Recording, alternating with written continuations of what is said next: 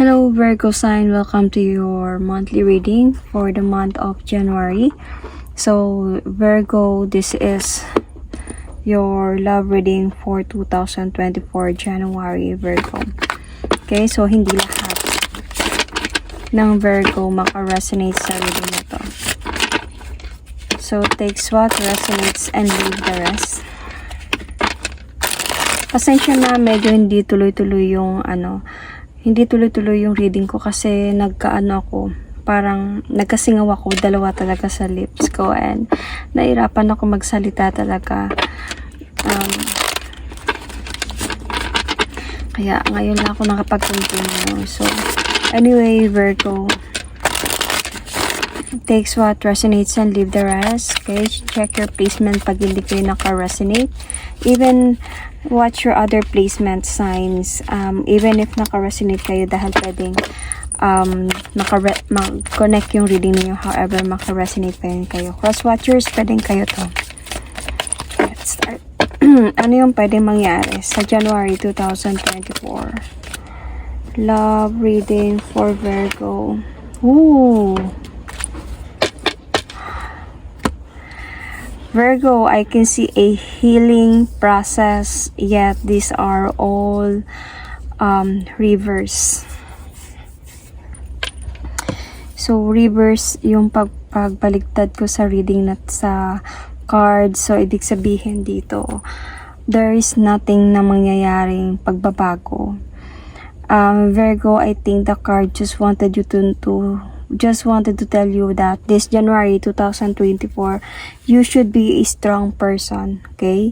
Wag kang panghinaan ng loob na kahit na dapat maging matapang ka na harapin ang panibagong buhay na bibigay sa'yo, like changes sa buhay mo, kasi walang magbabago kung magre-remain ka na walang tiwala sa sarili mo. Virgo, walang new beginning na mangyayari sa buhay mo pag hindi ka naniniwala na kaya mong gawin to.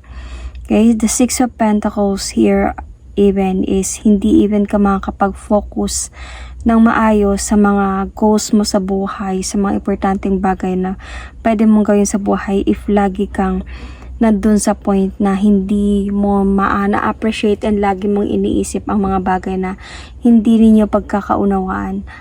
Okay, you need to heal from this situation, Virgo. I think you are in a toxic relationship right now, but you really love this person, even if this person is betraying you, because you already know that there is a clarity about this.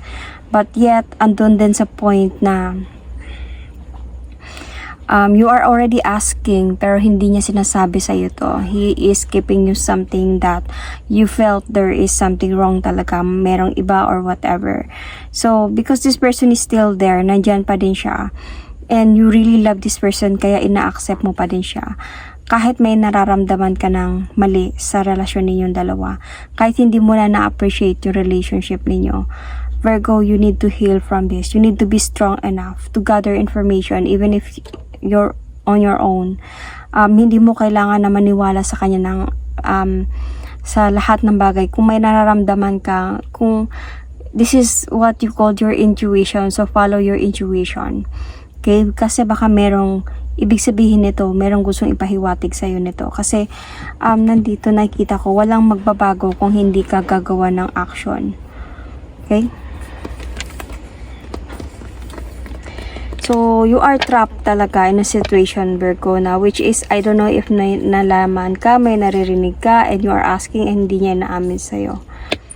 Okay, so let's see more. Ano yung mga pwedeng mangyari this month of January 2024? You might be dealing here with a Capricorn, Virgo, Taurus.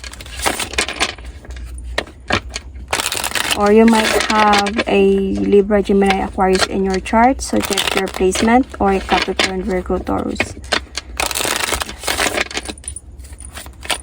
So let's see more.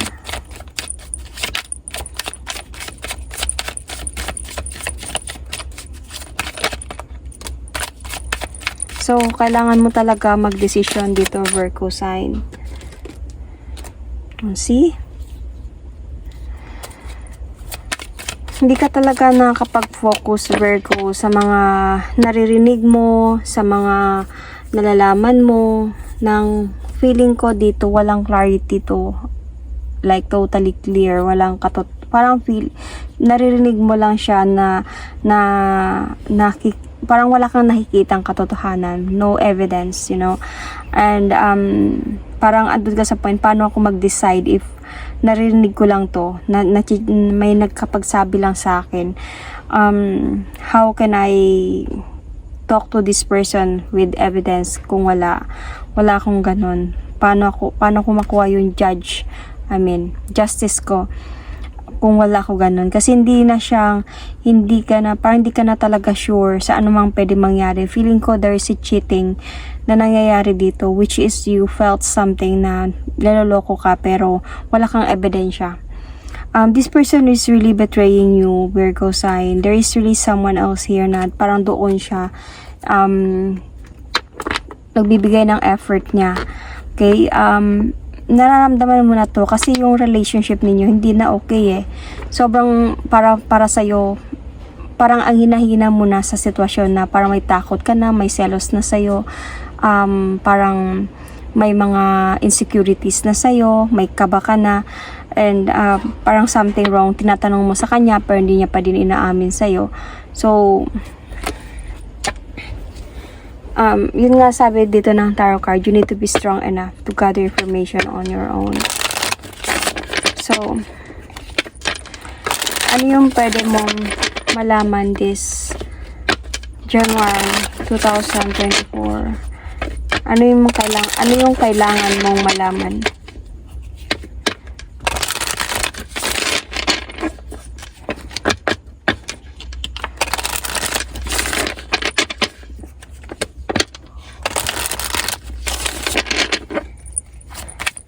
Ano yung kailangan mong malaman?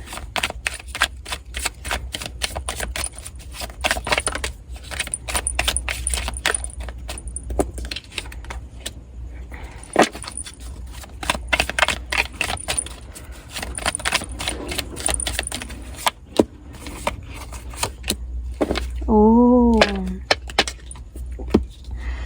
This person is hiding a marriage to you, Virgo sign. It's either marriage to or commitment.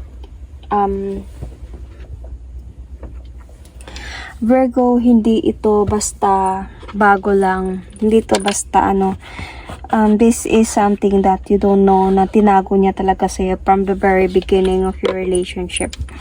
Meron siyang someone else and this is someone, might be a wife, and tinago niya to sa'yo. Wala siyang balak talaga sabihin to sa'yo while you are in a relationship with this person. So, andun sa point na this person is really cheating on you. Bakit ka nasasaktan, or kumbaga sa mga nangyari ito, kung sa ngayon nandun na kayo sa point na medyo konti na lang mawawasak na kayo, or sabi natin na hindi kayo nag-uusap ngayon, or sabi natin na nag-separate kayo ngayon, this is the reason why, you know, and hinihintay mo siya, napapagod ka and willing ka pang ipaglaban yung relasyon ninyo. Even if this person is cheating on you, somehow hindi niya alam kung sino yung pipiliin sa inyong dalawa, kaya hindi niya to sinabi sa'yo. Hindi siya nag-open up sa'yo, hindi siya nagpaalam sa'yo. Hindi niya alam kung papupunta ba siya sa'yo, papunta ba siya doon sa ex niya ba or asawa niya ba. I think nandun din sa point na gusto ka din niya. Okay, hindi to sabihin na niloko ka niya, pero hindi yung sabi na pinaglaruan ka lang niya na wala talaga siyang balak na mahalin ka. May naramdaman siya sa'yo, may pagmamahal siyang nararamdaman sa'yo. Kaya hindi niya yung sinabi sa'yo dahil ayaw niyang mag-worried ka, ayaw niyang mag-away kayo o magguluhan kayong dalawa. Pero sobrang confused na talaga itong person na to with someone from the past and you. Ito yung kailangan mong malaman. So, what will be the positive outcome for this situation? You might also be dealing here with Taurus sign. Sun, Moon, Rising, Venus. Ano yung positive outcome? ng reading na to, Virgo.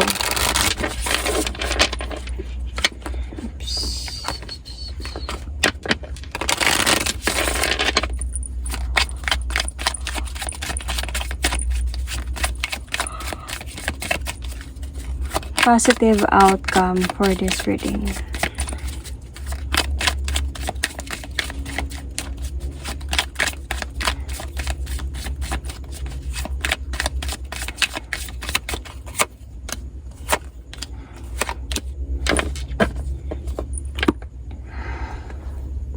Virgo.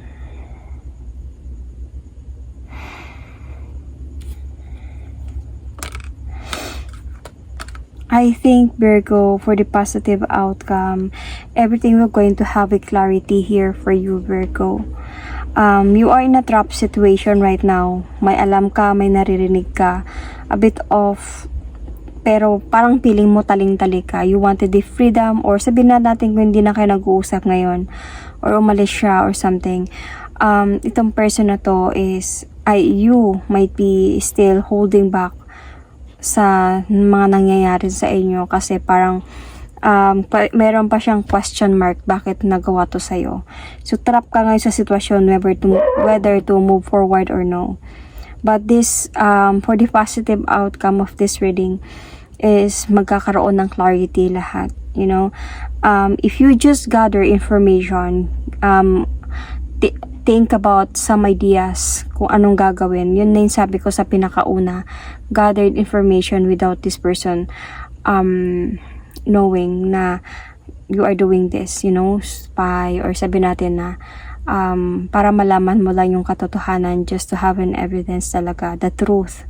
Especially, hindi lang kailangan na naghihintay ka lang sa wala, or naghihintay ka lang ng sign for this person. And you never know that might be this person is already celebrating his relationship or marriage to that someone else. So, para makapag-move on ka sa sarili mo, or whether to know the truth kung babalik pa ba siya or hindi na, para maano na yung mga nasa imagination mo. Kasi I can see here, nandun sa point na you still believe that this person will going to offer you love and commitment talaga, and happiness to you. So para mamulat ka na sa katotohanan dito, is kailangan na itong person na to niloloko ka lang. So kailangan mo talaga to gain your justice about what happened. Hindi lang sa naghihintay ka sa taong ito, or maniniwala sa mga sinasabi ng taong ito na wala kang evidence, wala kang provement, okay? Because sa lahat ng mga nangyari to, there is something wrong, and might be this person is letting you feel or letting you know, or parang sinasabi niya sa inyo, wala lang yon. Walang nangyayari, mahal kita, and nabubulagan ka sa pagmamahal sa taong ito because you love this person unconditional. So kailangan maging strong ka. Nagiging weak ka kasi every time this person might be is there na nandyan sa'yo, na ipag-usap sa'yo, pag okay kayo, parang para sa'yo okay, hindi ko na lang isipin yung mga nangyari kasi okay na kami ngayon, then suddenly nagbabago na naman, or mayroon na naman nakapagsabi sa'yo, or may nararamdaman ka naman. Just something nagiging weak ka pagdating sa taong ito. So you need to be strong enough and to focus talaga. You need to focus on your goals dito, na malaman yung katotohanan, because there is really a truth here. I don't know if you know about this, okay? You need to gather information. So, yun yung magiging positive outcome nun. Bakit? Kasi, if malaman mo yung katotohanan, magiging clear na sa'yo lahat. Ibig sabihin, yung mga iniisip mo na mga bagay na pwede pang mangyari sa inyo, magkakaroon na yan ng ibang imagination. I mean, not imagination, may perspective or paniniwala, something like that, na hindi. Kasi dito ka nabubulag sa paniniwala mo na bibigyan ka pa din niya ng future or successful relationship, even though ganito na yung nararamdaman mo, even though ganito na yung treatment niya sa'yo. So, para mamulat ka sa katotohanan, and this will be a positive outcome for you to move on. Okay? Para hindi ka ma-stuck sa sitwasyon na to, and sasayangin mo yung mga panahon at oras mo sa taong ito na wala ka din namang mapapala. Okay, so you might also be Pisces sign or Sagittarius sign here. So, I mean, in your chart, okay, sorry. Baka may Pisces and Sagittarius sa chart mo. Or you might be dealing with a Pisces or Sagittarius here. So, I will going to pull a love message oracle card for you Virgo signs. Sun, Moon, Rising, Venus. Cross-watchers, pwedeng kayo to at hindi sila Virgo. See? Told you. You lost your power, girl or boy. Take your power back because you lost that. Naging Queen of Swords in reverse ka. So, take your power back. You are giving someone control over how you feel. Your happiness should only depend on you. So, yun na yung sabi ko sa explanation ko, right? And ito din yung lumabas sa oracle card. So, ito na din yung gustong sabihin sa'yo ng oracle card, na kunin mo yung power mo balik. Maging strong person ka ulit. And hindi mo dapat hayaan na i-control ka ng taong ito sa mga nararamdaman mo. Your happiness should only depend on you. And that is my reading for you, Virgo sign. Thank you and God bless.